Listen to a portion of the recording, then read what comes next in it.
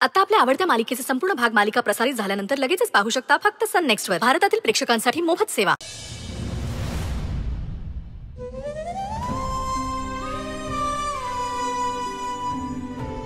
ताई उठ ना ग,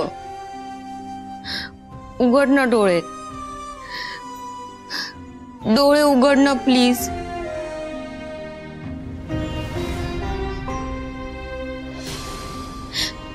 मी तुला अजिबात त्रास देणार नाही, पण तू प्लीज लवकर बरी हो. तुला अशा अवस्थेत नाही बघवत ग.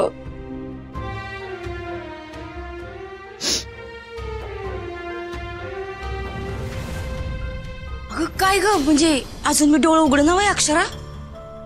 नाही ना मामी, तिचा आजार वाढतच चाललाय, काही कळत नाहीये काय करावं. अगो बाई, नागिनीचं असंच असतंय, लई डेंजर असती, बरीच जण दगावतात त्यात.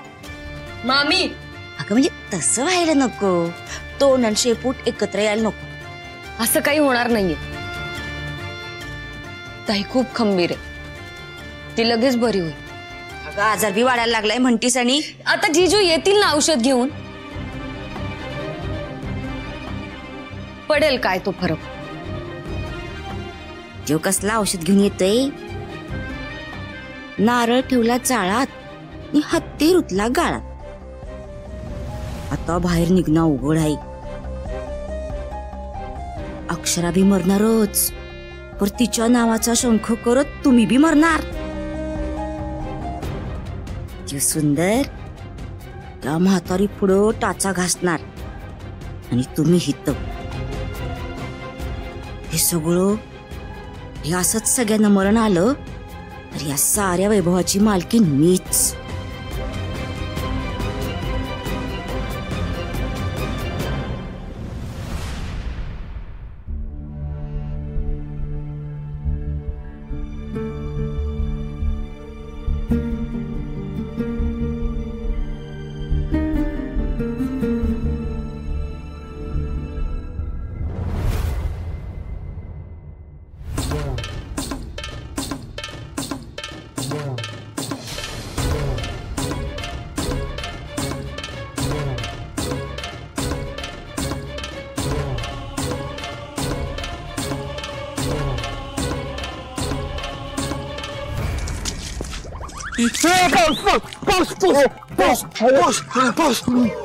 काय ग मावशी, तू आहे?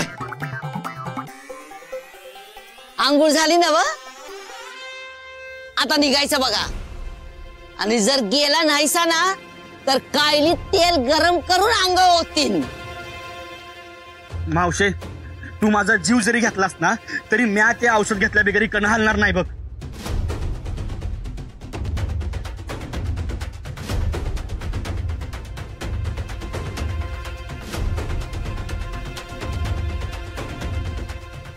अरे अशा ऐकायचं नाही तुम्ही लोक, तुम्हासनी पोलिसातच द्यायला पाहिजे. मावशे, मी तुला म्हणलं ना व, तू काय बी कर पर म्या इथनं जाणार नाही. तू या उमऱ्यावर डोस कापून मला जीव द्यायला सांगितलास ना तरी बी मी आधी, पर म्या इथनं हलणार नाही बघ. हे बघ मावशे,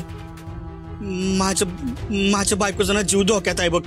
मला ते औषध हवंच आहे आणि ते औषध दिल्याशिवाय म्या इथनं जाणार नाही म्हणजे नाही.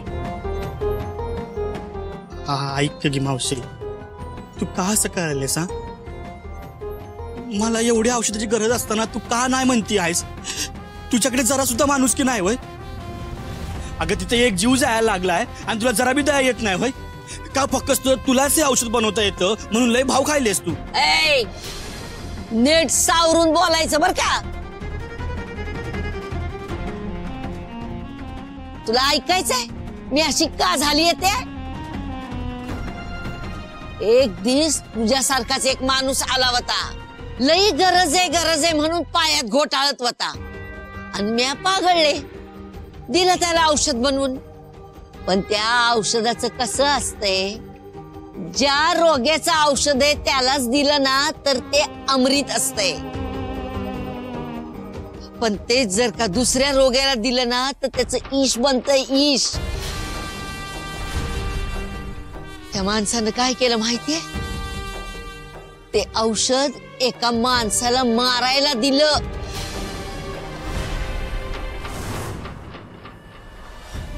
मुकवट्या मागचा माणसाचा चेहरा बघितला आणि लय हादरले बघ मी.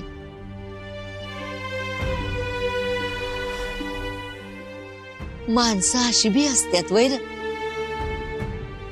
अरे तू काय माणुसकी माणुसकी म्हणतो रे बाबा मला. अरे माणुसकी दावाय गेले आणि माझ्याच अंगलट आलं.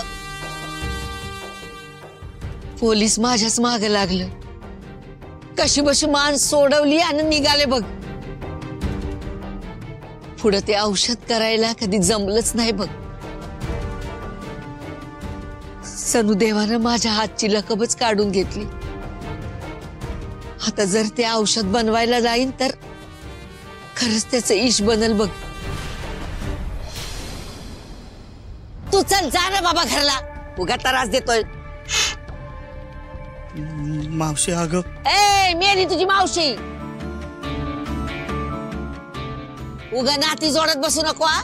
चल निघायचं बघितला. मावशी मावशी करतोय. नाही मी हा इथनं जाणार नाही. आणि मावशी माझा तुझ्या हातावर विश्वास आहे बघ. ज्या हातानं एवढ्या माणसांचे जीव वाचवले आहे त्या हातातनं हीच तयार होऊच शकत नाही बघ. माझा विश्वास आहे तू परत तुझ्या हातानं अमृत तयार करू शकतेस. ऐक गे मावशी. अगं तुला एका माणसाने फसवलं आहे ना व. पण मी तसा नाही आहे.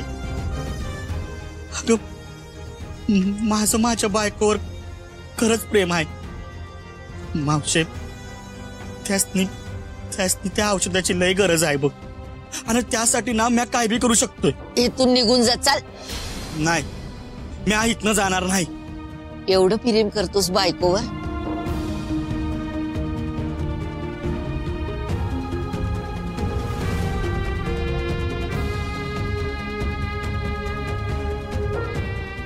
या उकळत्या पाण्यात हात घालून दाव बरं.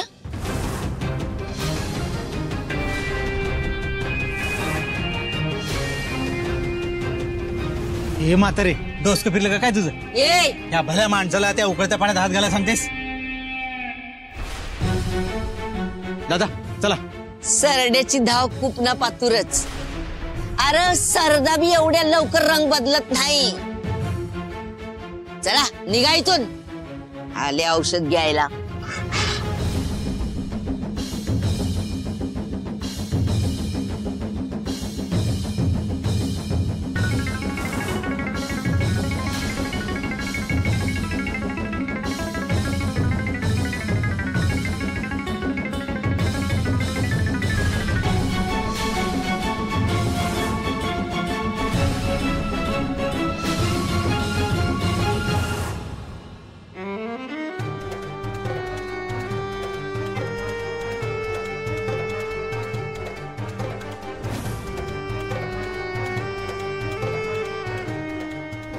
I love you.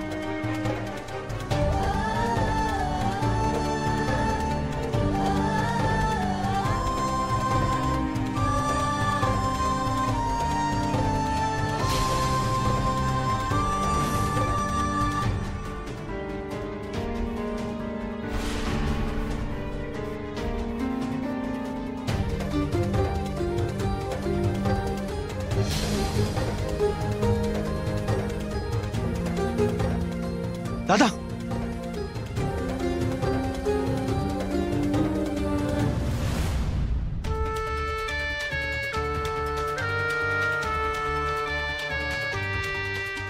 आता तरी देशील ना औषध.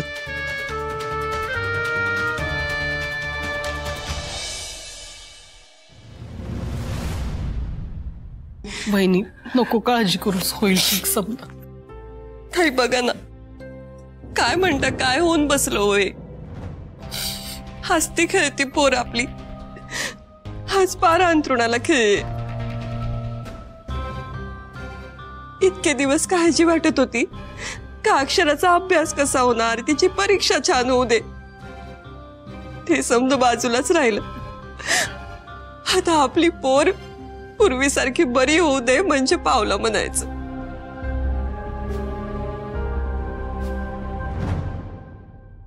आत्या काय ग शरू, असा का दिसतोय चेहरा तुझा? काय झालं? ताईचा ताप खूप वाढत चाललाय आणि तिची ती जखम दुखते वाटत, खूप कणत होती आता. अरे देवा, ताई आता काय करायचो?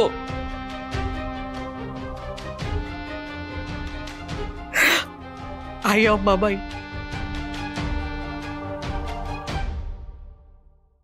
अगं अजून किती परीक्षा बघणार आहेस लेकरांची? सुंदर आणि अक्षरावर एका मागून एक संकट चालूच आहे.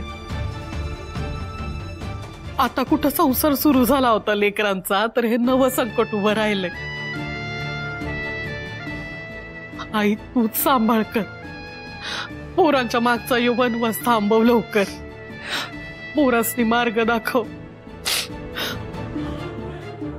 सुंदरला औषध मिळू दे लवकरात लवकर आणि आमची अक्षरा बरी होऊ दे. खरं आहे ताई तुमचं. म्या सुंदरला फोन करून बघते. हा,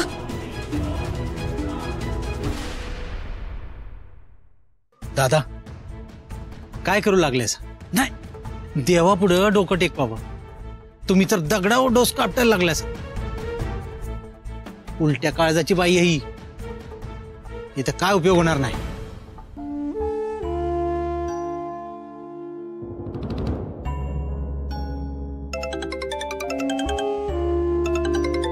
द्या, म्या घेतो, द्या.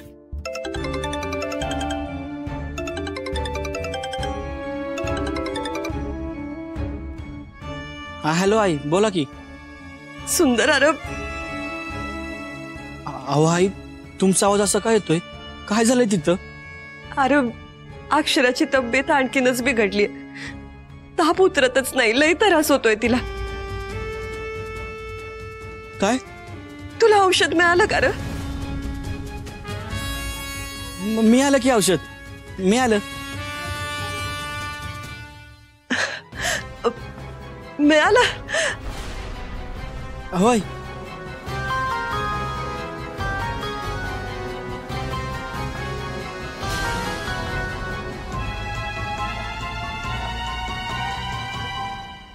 औषध मिळालं? कसं शक्य आहे? देवी आईची कृपा झाली म्हणायची. ये लवकर, तू निघालायस ना? वा, अहो आई, त्याचं काय झालंय, ह्या द्वारका मावशी आहेत ना व, त्यांनी आता औषध तयार करायला घेतलंय बघा. तर त्यांनी माझ्याकडे औषध दिलं ना की मी लागलीच निघतो बघा. असं आहे बाय. बर बर, पर तू औषध घेऊन लवकरात लवकर घरला ये. आम्ही वाट बघतोय तुझी. लेकरा, एकदा हे संकट पार पडलं ना का देवी आईची खडा नारळानं वटी भरीन मी. हे बघा आई, तुम्ही काय बी काळजी करू नका, समजा नीट होणार आहे. तुम्ही फक्त अक्षरांची काळजी घ्या. बाय.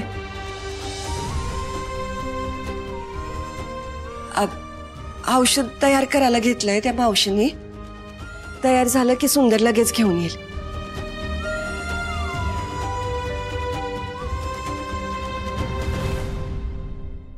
दा, तुम्ही आई संग खोटं बोलायला नाही पाहिजे होतं. अहो मग काय करू दादा, म्या इथं जे काय घडतंय ते समजा खरं खरं सांगू होय त्यासनी. अहो हे समजा कळलं ना त्यासनी, तर त्यासनी उगाच टेन्शन येईल बघा. आणि मला आता कुठलं टेन्शन द्यायचं नाही बघा. आणि हे बघा, या द्वारका मावशी आहेत ना, त्या मला औषध करून देणार बघा, माझा विश्वास आहे. हे म्हातारी कैदासीन हाय, जखीन हाय म्हणून सुंदरला पाठवलं, तर ती त्यांच्यासाठी देवीसारखी धावून आली. त्या सुंदरनी काय जादू केली कुणास ठाऊक. समजाची सगळी माती झाली पुन्हा. म्हणजे आता ती सुंदरला औषध देणार, सुंदर त्या अक्षराला औषध देणार आणि अक्षरा बरी होणार, बरी होऊन परीक्षा देणार आणि आमच्याच मानगुटावर बसणार. सासऱ्यासाठी केला चौथा उभा आणि सासराच माझ्या वाटणीला उभा. काय करू बशी? अशी धूम असतेस का? घरात काही धूर भरलाय की काय म्हणून अशी बाहेर उभी आहेस? अगं मी तरी इथे बाहेरून उभी राहिले. तू नागपंचमीच्या दिवशी माहेरला पळ काढलास. पळपुटी कुठली? पळू नको तर काय करू मग? इथे तेल कोणी सांडलं हे पंचनामा करायला आले असते ना, तर पहिली झडती माझीच झाली असती. म्हणून मी आपल्या माहेरी जाऊन बसले निवांत अगदी. पर काय ग, वाडा एवढा शांत का वाटायला लागलाय? काय सुतक बितक झालंय की काय? म्हणजे तुला माहित नाही वय? नाही. अगं अक्षरा आजारी आहे. तिला काय धाड भरलीये? अगं ती जशी आहे ना तोच आजार झालाय तिला. नागिनीला नागिन झालीये. काय? होय.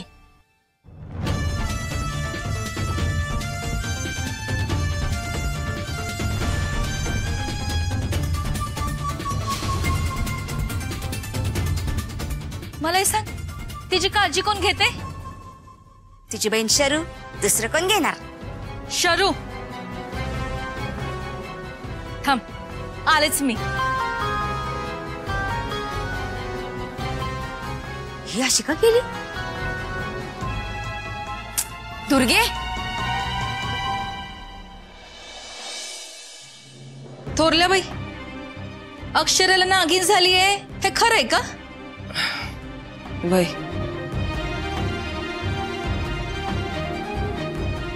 शर्वरी, आत्ताच्या आत्ता बाहेर निघून जायचं आणि तुझ्या त्या बहिणीला पण घेऊन जा तुझ्या मामाकडे. असली आजारी असलेली मुलगी नको या घरामध्ये. अगं दुर्गे, काय बोलतेस तू? तुझ्या जिभेला काही हाड? ते नंतर बोलाव, पण मी काय सांगते ना ते झालंच पाहिजे. अगं पर अहो, हे मी सांगण्याच्या आधी तुम्हालाच कळायला पाहिजे होतं. तुम्हाला आठवतंय का 2 वर्षापूर्वी आपल्या बाजूच्या गल्लीतले ते चौगुले, त्यांचा तो मुलगा श्याम, त्याला बी नागिन झाली होती आणि त्याला सांभाळणाऱ्या दोघांना बी नंतर तेच झालं. तो श्याम तर बरा झाला, पण त्याला सांभाळणारे दोघं ते गेले ढगामध्ये. अहो, या आजाराचं नाव बी घ्यायचं नसतं आणि तुम्ही असली लागण झालेली मुलगी घरात ठेवताय होय? आधी तिला बाहेर काढा. आई, तुमचा काहीतरी गैरसमज होतोय. हा आजार सर्दी खोकल्यासारखा संसर्गजन्य नाहीये.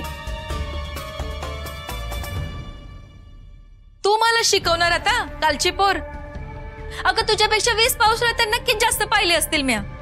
तुझ्या बहिणीनं आधी माझ्या लेकाला आणि माझ्या नवऱ्याला खाल्लं आणि तू आता मला खायला बसलीयस. अहो, काय बोलताय तुम्ही? कुठले विषय उगाळत बसलायत आत्ता? आई, आणि तुम्ही जे बोलताय ना त्यासाठी खरा जबाबदार कोण होता हे माहितीये तुम्हाला? हे तू मला सांगू नको. करून सवरून नामा निराळी. तुझ्या बहिणीचीच बाजू घेणार का तू तर आता? आई प्लीज. हे बघा, ताई आजारी आहे. घरात कुणाचीही मानसिकता ठीक नाहीये. त्यामुळे प्लीज कुठलेही फाटे फोडू नका. आणि या घरात असाच वाद होणार असेल ना तर मी ताईला घेऊन जाते मामाकडे. अगं शरू, शांत हो जरा. अक्षरा कुठं बी जाणार नाही. शरू, तू शांत हो.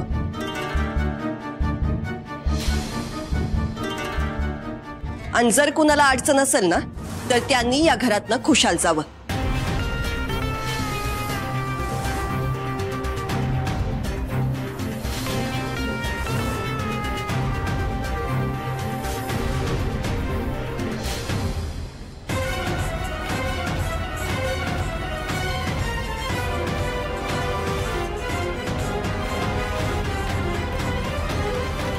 वा दुर्गा, आल्याबरोबर सुतळी बॉम्बच फोडलीस.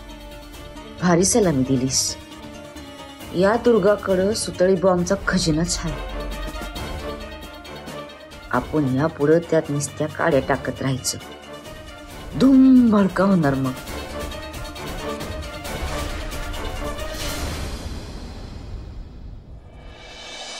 दादा, म्या काय सांगतोय ते ऐका.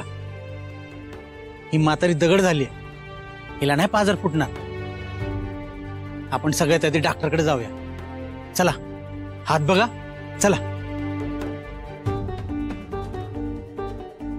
थांबय, हात बघू.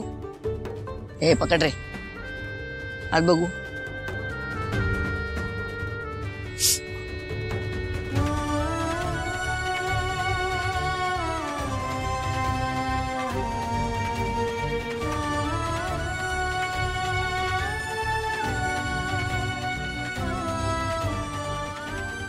बरं वाटतंय का?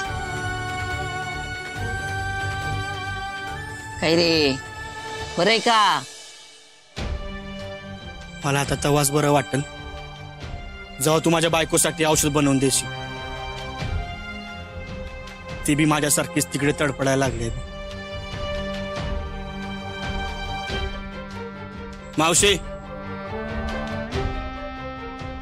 तू दिलेल्या औषधामुळे एक जीव हकनाक गेला असं म्हणलीस ना मागाशी.